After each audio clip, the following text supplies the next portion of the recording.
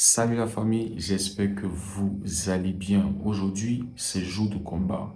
Le Barça reçoit Brest pour le 5e combat du mois de novembre. Et les amis, ça s'annonce être un combat très compliqué pour le Barça. Ça ne va du tout pas être facile.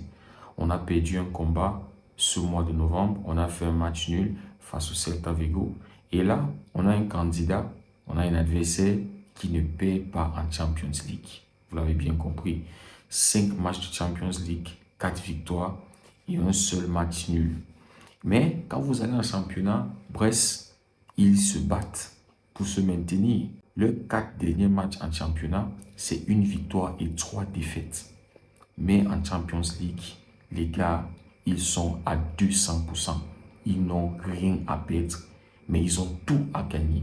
Donc, les amis, ça va être un combat énormément difficile pour le Barça parce que le Barça actuellement n'est pas dans un très bon état d'esprit. Donc, je me pose la question, comment est-ce que nos joueurs vont faire face à ce match après 2 matchs qui ont été compliqués, une défaite, un match nul, les blessures, Lamine Yamal, Baldé qui n'est pas à 100%, et l'équipe tout entière qui n'est pas à 100%. Ma question c'est, avec quel état d'esprit est-ce qu'on va faire face à ce match? Quel genre de Barça est-ce qu'on va voir face à Brest? Parce que comme je disais, Brest en Champions League, ils n'ont rien à perdre. Ils sont actuellement 4e. Qui avait vu ça venir? C'est-à-dire qui avait un jour posé une pièce sur Brest pour le voir terminer dans le top 8. C'est-à-dire le top 8 en Champions League. C'est-à-dire qu'ils ne vont même pas passer par les barrages. On a un Paris Saint-Germain, par exemple, qui est aujourd'hui en position d'élimination. C'est-à-dire que si le Paris Saint-Germain perd, ils vont être éliminés de la Champions League. Éliminés, ou peut-être ils vont se battre à se retrouver, c'est-à-dire jouer les barrages. Mais on a un Brest qui a 10 points et qui n'a besoin que d'un seul point face au Barça, je pense, pour se qualifier, pour être qualifié. Donc, ça va être un combat vraiment compliqué pour le Barça. Le Barça, 9 points. Si le Barça gagne, le Barça va se rassurer de terminer dans le top 8. Et c'est ça l'objectif, les amis. L'objectif, c'est de ne pas jouer les barrages. C'est d'éviter les barrages. On a un Vinicius qui s'est blessé parce que le calendrier est hyper chargé. Et le Real Madrid, actuellement, qui est en position de barragiste. Et ils vont faire face à Liverpool mercredi. On a un Lamine Yamal qui est en train de souffrir parce qu'il a enchaîné énormément de matchs. Le calendrier est serré. Et l'un des constats qu'on est en train de faire actuellement, c'est que quand le Barça ne joue pas avec son équipe type, ceux qui ont gagné face au Real, ceux qui ont gagné face au Bayern, ceux qui ont gagné face à Villarreal, face à Séville, face à... Bref, depuis que le Barça n'arrive pas à aligner son 11 type, il y a des problèmes. On l'a vu avec Gérard Martin, on l'a vu avec Frenkie de Jong, on l'a vu avec le changement de position de Dani Olmo qui n'a pas fonctionné, surtout face au Celta Vigo. On l'a vu aussi parfois avec Fermin Lopez. On l'a vu aussi avec le changement de position de Pedri. Actuellement au Barça, avec tous les blessés, c'est compliqué pour Hansi Flick de trouver un 11 qui est stable, un 11 qui peut continuer de reproduire le football qu'on a eu à voir depuis le début de la saison. Et c'est dans ces moments que Hansi Flick doit montrer qu'il est un grand coach. Parce qu'on savait que ces moments allaient arriver tôt ou tard. Et c'est bien que ça arrive tôt pour permettre à Hansi Flick de développer un plan B au cas où le plan A ne fonctionne pas. Par exemple, le week-end, quand Casado a eu un carton rouge, on était à 10 contre 11.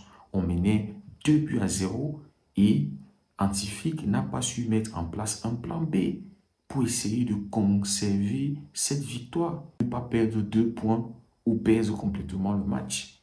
Mais on a vu un Hansi Flick qui a choisi de continuer avec son plan A, d'avoir un jeu plus ouvert, alors qu'on avait un Celta Vigo qui mettait énormément de pression, qui poussait pour marquer les buts. Donc là, Hansi Flick va devoir développer un plan B. Si on est à 10 contre 11, comment est-ce qu'on doit se réorganiser? Comment est-ce qu'on doit se comporter? Ou bien un plan C aussi, parce qu'on ne sait jamais. Et aussi, on constate avec nos 2 derniers adversaires que notre ligne de hors-jeu a été beaucoup perturbée. Les gars, ils sont en train de nous étudier. On a moins inquiété la Real Sociedad.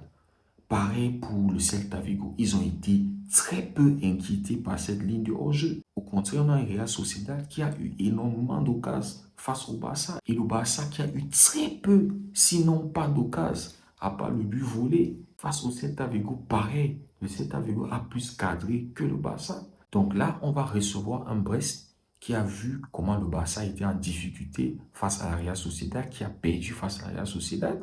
Un Barça qui a souffert face au Celta Vigo, qui s'est vu remonter 2 buts face au Celta Vigo. Les Brestois, ils savent qu'ils viennent face au Barça pour jouer tout le cadre, pour être à 200%, perturber le Barça au maximum. Ils ont certainement vu comment le Celta Vigo et la Real Sociedad ont mis en place un système pour perturber la défense du Barça. Mettre un ou deux joueurs hors jeu et puis le troisième joueur qui fait l'appel et qui n'est pas hors jeu pour essayer de déplacer les défenseurs et créer des espaces. Donc là, ça va être un match vraiment intéressant de voir comment Hansi Flick va aborder ce match, de voir quel état d'esprit est-ce qu'on va apporter sur le terrain. Et là, nos joueurs doivent aussi prouver qu'ils peuvent gagner des matchs sans Lamine Yamal. Parce que les 2 derniers matchs, sans Lamine Yamal, on a perdu 5 points. Là, c'est pas normal, franchement. C'est vrai que un Barça avec Lamine Yamal va être différent en fait, dans l'aspect offensif du jeu. Mais on a des qualités. On a des joueurs qui sont capables de faire la différence et de gagner face à Brest. Ça reste Brest. Donc, les amis, l'enjeu, c'est de réagir après les 2 matchs qui ont été compliqués pour le Barça en championnat. C'est de montrer que nous sommes toujours les meilleurs, que même les meilleurs passent par des moments compliqués. L'enjeu aussi, les amis, c'est de gagner ce match, c'est de terminer parmi les top 8, c'est de se qualifier pour les 8e de finale. Donc, une victoire est absolument importante. Ça a aussi été compliqué en termes de buts lors des 2 derniers matchs. Le Barça n'a marqué que 2 buts. Alors que le mois dernier, le Barça a déroulé, franchement. Le Barça a marqué à volonté. Mais là, face à la Real Sociedad, face au Celta Vigo, ça a été compliqué. Donc, les amis, dites-moi ce que vous en pensez en commentaire. Hansi Flick doit absolument trouver la bonne formule, la bonne équipe, le bon 11 entrant. C'est-à-dire essayer d'équilibrer cette équipe malgré les blessures, les absences. Donc, voilà, on attend voir le 11 qu'Hansi Flick va nous concocter. Et voilà, les amis, si je devais donner un pronostic, pour moi, je vais aller avec un 3-1 parce que on constate aussi que Brest, c'est une équipe qui marque des buts. Malgré le fait qu'ils perdent, ils peuvent perdre des matchs comme face à Monaco le week-end. Ils ont quand même marqué 2 buts. Donc, et actuellement, le Barça, c'est un peu compliqué défensivement. Il faut être honnête, il faut l'admettre. Malgré le fait que, voilà, Iñaki Peña fait des arrêts, notre défense est un peu perturbée. Donc, je vais aller avec un 3-1 parce qu'on est quand même, on est à domicile. On se doit de gagner ce match pour se relancer là dans la tête mentalement. Voilà, les amis, merci beaucoup d'avoir suivi la vidéo. On se dit à très bientôt et c'était Derigo.